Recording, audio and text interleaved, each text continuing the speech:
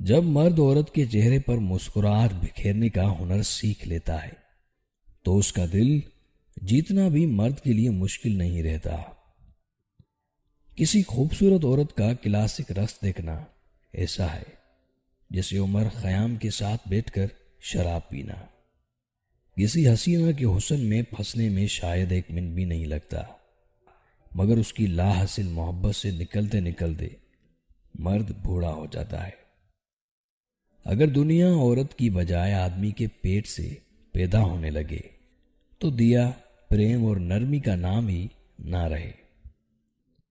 عورت آدمی کو اپنی کوکھ سے جنم دے کر اس کی اکڑ کو دور کر دیتی ہے۔ محبت اس کائنات کی مادری زبان ہے۔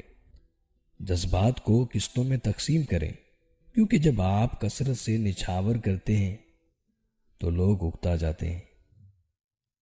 میں ہر صبح یہ طے کرتا ہوں کہ بالکل بھی غصہ نہیں کروں گا اور اپنا دن پرسکون طریقے سے گزاروں گا، لیکن پھر مجھے کچھ احمق ایسے مل جاتے ہیں جو اس بات کو ناممکن بنا دیتے ہیں۔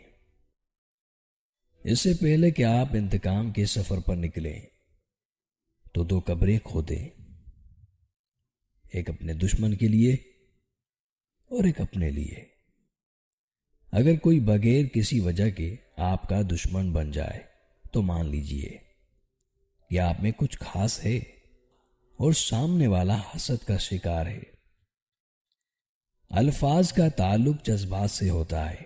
جذبات بدل جائیں تو الفاظ بے معنی ہو جاتے ہیں اور پھر وہ دلوں کو متاثر نہیں کرتے۔ چالاکی سے کسی عورت کا دل جیتنے کا ایک ہی طریقہ ہے کہ وہ تمہاری چالاکیوں کے ساتھ تمہاری محبت سے بھی لطف اندوز ہوتی رہے۔ ردی کا بھی کوئی بھاؤ ہوا کرتا ہے۔